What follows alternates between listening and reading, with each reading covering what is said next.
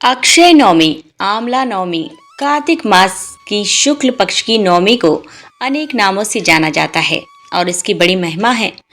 जैसे अक्षय तृतीया का बड़ा महत्व होता है, उसी प्रकार से कार्तिक मास की शुक्ल पक्ष की जो नवमी है उसे अक्षय नवमी कहा जाता है और इस दिन अक्षय नवमी का भी बड़ा महत्व होता है। अक्षय का अर्थ होता है जो कभी क्षय नहीं होता, यानी जो कभी मिटता नहीं, वो है अक्षय। तो इस दिन अक्षय नवमी के दिन यानी कार्तिक मास की शुक्ल पक्ष की नवमी के दिन आप जो भी व्रत करते हैं, जो भी अनुष्ठान करते हैं, पूजन करते हैं, भजन करते हैं, भगवान का नाम जप करते हैं, दान करते हैं, वह आपका अक्षय हो जाता है, कभी क्षय नहीं होने वाला।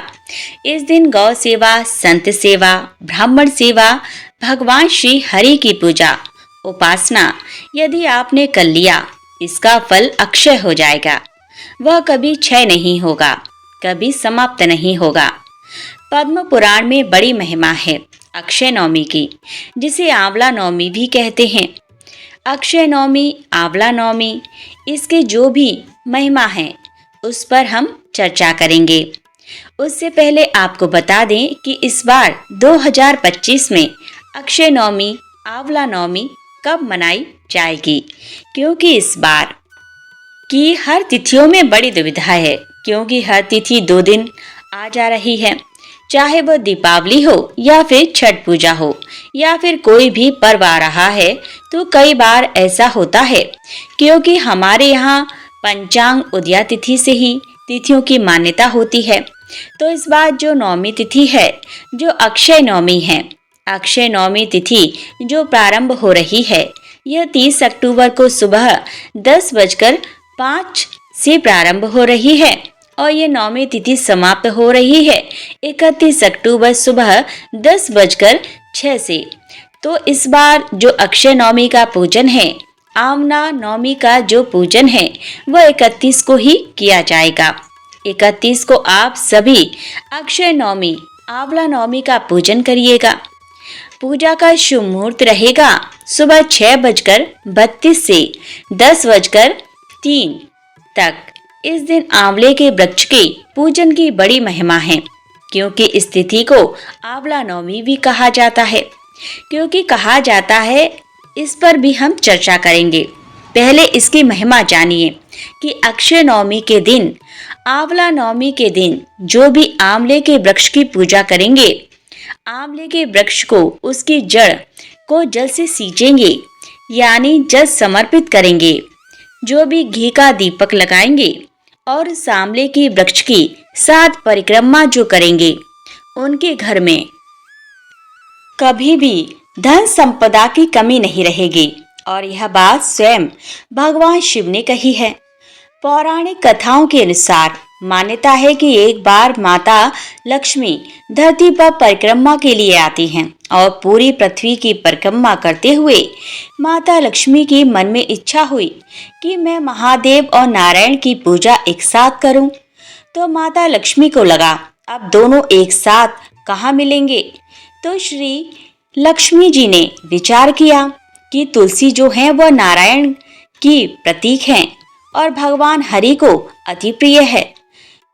बिल्व पत्र जो है वह शिव स्वरूप है। बिल्व पत्र महादेव को अति प्रिय है और इन दोनों का गुण एक साथ यदि किसी वृक्ष में है, उसके फल में मिलता है, तो वो है आंवले का वृक्ष।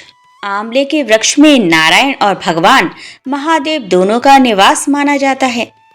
दोनों की कृपा प्राप्त होती है आंवले के वृक्ष की पूजा करने से, क्योंकि आंवले में तुलसी का भी गुण पाया जाता है और बेल का भी गुण पाया जाता है। आयुर्वेद शास्त्र में तुलसी भी औषधीय गुणों में अपने आप में बड़ी महत्वपूर्ण है और बेल फल, बिल्व पत्र, यह भी औषधीय गुणों में अति उत्तम है, महत्वपूर्ण है। और इन दोनों का गुण यदि किसी में मिलता है तो एक साथ आंवले में मिलता है। इसीलिए आयुर्वेद शास्त्र में आंवले का बड़ा महत्व बताया गया है। आंवले का फल हो, आंवले की पत्तियां हो, उसके छाल हो, बड़ा ही फायदेमंद होता है। विविध उसके प्रयोग होते हैं। औषधीय गुणों में बड़ा उत्तम माना जाता है आंवला। तो बिलव का जो गुण है और तुलसी का जो गुण है, इन दोनों का गुण एक साथ आंवले में प्राप्त होता है। तो माता लक्ष्मी को लगा कि दोनों का गुण आंवले में है, तो उन्होंने आंवले के वृक्ष का पूजन किया और परिक्रमा की। कहते हैं आंवले के वृक्ष के पूजन से दोनों ही प्रसन्न हो गए। भगवान महादेव भी प्रसन्न हो गए और भगवान नारायण भी प्रसन्न हो गए। दोनों ही प्रकट हो गए। हरि और हर आंवले से दोनों प्रकट हो गए। दोनों ने माता लक्ष्मी को दर्शन दिया। माता लक्ष्मी अति प्रसन्न हुई। प्रसाद बनाकर, भोजन बनाकर उसी आंवले के वृक्ष के नीचे दोनों को भोग लगाया। कहते हैं भोग पाकर के भगवान महादेव और भगवान नारायण अति प्रसन्न हुए और माता लक्ष्मी से कहा कि देवी, हम अति प्रसन्न हैं। भगवान शंकर ने लक्ष्मी जी को कहा कि जो भी अक्षय नवमी के दिन, आज की जो तिथि है, यह कार्तिक मास की शुक्ल पक्ष की नवमी तिथि है, अक्षय नवमी है। आज और आज के दिन आंवले में आपने हमारी पूजा की, इसीलिए आज से यह दिन आंवला नवमी के नाम से भी जाना जाएगा।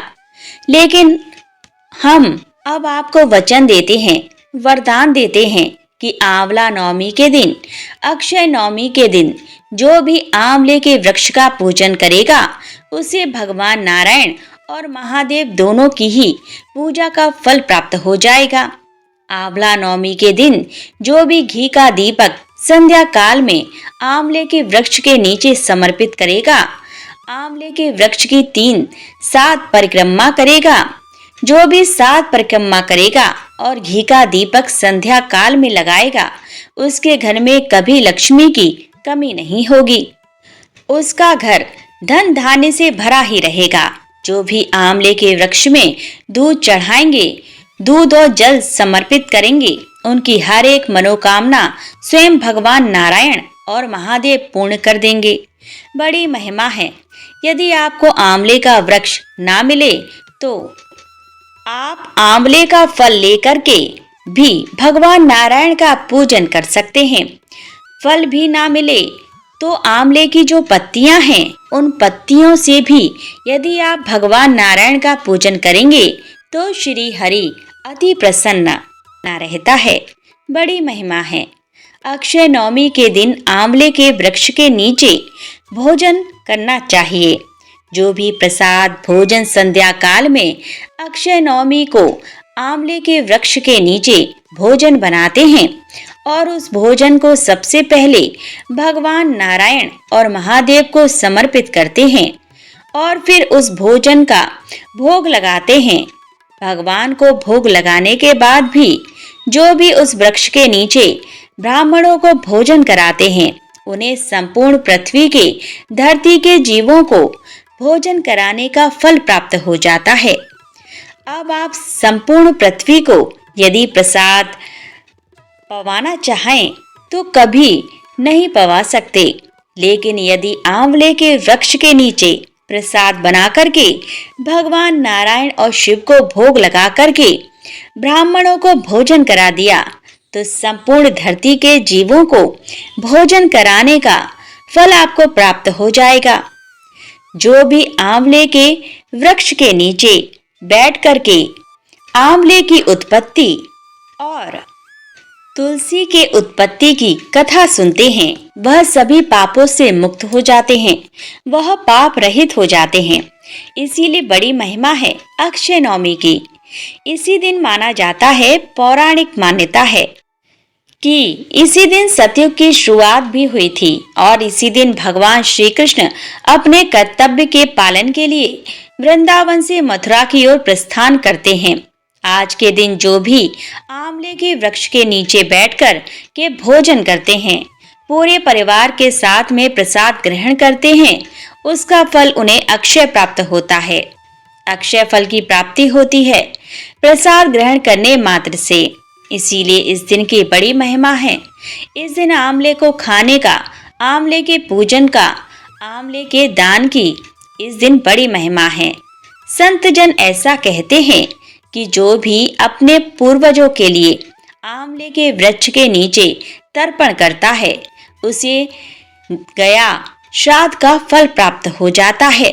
जो आंवले की छाया में श्राद्ध करता है उसके पूर्वज यदि नरक में भी पड़े हों तो उन्हें वहां मुक्ति प्राप्त हो जाती है, वह भगवत धाम को चले जाते हैं। संत जन तो यहाँ तक भी कहते हैं कि आंवला का फल द्वारिका की मिट्टी, ब्रज की मिट्टी जो धारण करता है वह जीव जन्म जन्मांतर के पापों से मुक्त हो जाता है और भगवत धाम प्राप्त कर लेता है। भगवत धाम प्राप्त कर लेता है जो आंवले को धारण करता है। आंवले का फल, तुलसी का पत्र, द्वारिका की मिट्टी और ब्रज की मिट्टी जो धारण कर लेता है। इतनी बड़ी महिमा आंवले की बताई गई है। जितना महत्व तुलसी का है, जितना महत्व द्वारिका की मिट्टी का है, जितना महत्व शास्त्रों में ब्रज की मिट्टी का, ब्रज की रज का है, तुलसी दल का है, उतना ही बड़ा महत्व आंवले का भी है। इसीलिए आंवले में लक्ष्मी नारायण का निवास है, आंवले में भगवान महादेव का निवास है और तीनों की ही कृपा प्राप्त होती है। तो आप सभी आंवला नवमी के दिन, अक्षय नवमी के दिन इन उपायों को करें और भगवान की कृपा प्राप्त करें। बोलिए श्री कृष्ण भगवान की जय। नवमी के दिन शंकर भगवान भूतेश्वर जब आंवला नवमी के दिन श्री हरि नारायण आंवले के वृक्ष की पत्तियों पर संयम करेंगे और भगवान शंकर उनका अनुमोदन करेंगे, तब श्री हनुमान जी महाराज उनसे विनती करने के लिए पढ़ते हैं। भगवान विष्णु जब संयम से उठते हैं, देवशयनी एकादशी को जब भगवान सो जाते हैं और देव उठनी एकादशी को जब भगवान उठेंगे, नेत्र खोलेंगे, तो प्रथम दर्शन भगवान विष्णु आप श्रीमद् भागवत कथा, स्कंद पुराण, पद्म पुराण, अग्नि पुराण, जितने भी पुराण उठाना चाहें सारे पुराणों को उठाकर देखना कि प्रथम वर्णन आपको मिलेगा कार्तिक महात्म्य का। भगवान नारायण सर्वप्रथम जब नेत्र खोलते हैं अपनी देवशयनी एकादशी से सोकर, देव उठनी एकादशी पर जब उठते हैं तो भगवान नेत्र खोलकर सबसे पहले किसका दर्शन करते हैं? स्कंद पुराण कहती है, विष्णु पुराण कहती है कि भगवान नारायण जब नेत्र खोलते हैं तो खुद की अर्धांगिनी लक्ष्मी भी नहीं, या सारे देवता सब खड़े होंगे। जब कार्तिक के महीने में आंवला नवमी का व्रत आता है तो जो उपवास नहीं भी रखते हों, जो पूजन नहीं भी करते हों, उनसे मेरा निवेदन है कि स्कंद पुराण में कार्तिक के पावन चरित्र में स्कंद पुराण में स्पष्ट किया गया है और कल्याण का कार्तिक खंड पढ़िएगा। कभी योग लगे तो गीता प्रेस गोरखपुर का कार्तिक खंड पढ़ें। आप पढ़ेंगे तो उसमें आपको मिलेगा कि आंवला नवमी के दिन आंवले के पेड़ के नीचे घी का दिया लगाकर मध्याह्न से पहले, दोपहर के 12 बजे से पहले आंवले के पेड़ के नीचे आंवला नवमी के दिन कार्तिक के महीने में स्कंद पुराण कहती है, जो घी का दिया लगाकर पूजन कर अपना पल्लू पसार कर आंवले के वृक्ष की डाली में से उस पर लगी हुई थोड़ी सी छाल को अपनी अंगूठी और छोटी उंगली अर्थात कनिष्ठा से अपने पल्लू में गिराकर ले जाकर लाल कपड़े में हल्दी के साथ अपनी तिजोरी में, अलमारी में रख लेता है। उसके घर में कभी बरकत की कमी नहीं होती, उसके घर में कभी संपदा की कमी नहीं होती, उसके घर में धन, वैभव, सत्ता बढ़ती है। आंवला नवमी की कथा में प्रसंग आता है। आंवला नवमी का पूजन आपको करना आता है। व्रत करने वाली माताएं व्रत करती हैं। आंवले के वृक्ष के नीचे जाकर पूजन करना, भोजन करना, आंवले के वृक्ष की छाया में बैठना। उस दिन किसी को अपशब्द न कहना। आंवले की पूजन कर अपनी झोली को पसार कर छोटी उंगली और अंगूठे से आंवले की छाल को थोड़ा सा पल्लू में गिरा लेना। वह छाल को ले जाकर अपनी बरकत में, अपनी अलमारी में, अपनी तिजोरी में रख देना। यह आंवला नवमी की पूजन का विधान है। संपदा के लिए एक बहुत अच्छा समय रात्रि के 9:15 का एक समय होता है। जिस व्यक्ति का रोग बीमारी समाप्त नहीं हो रही है, हॉस्पिटल में पड़ा हुआ है, कोई बहुत भारी बीमारी में ग्रसित है, छुट्टी नहीं पा रहा, तो रात्रि को 9:15 पर किसी भी दिन शंकर भगवान के शिवलिंग का, जो तुम्हारे घर में शंकर जी विराजमान हो, उसका या शंकर जी के मंदिर में जाकर शंकर जी का थोड़ा सा जल, उसमें थोड़ा सा आंवला पड़ा हुआ, मतलब आंवले के पानी से शंकर का अभिषेक पूजन कर लीजिए। उसका नाम लेकर कर लो। जो रोग से ग्रसित हो, 1 दिन, 2 दिन, 3 दिन करोगे, हॉस्पिटल से छुट्टी करके जाएगा। वृक्ष के नीचे भोजन करने से संपदा बढ़ती है, इसीलिए आंवला नवमी पर लोग आंवले के पेड़ की पूजन करने जाते हैं। लक्ष्मी जी बोलती हैं, जो अभी करेगा इसका फल तो बाद में मिलेगा।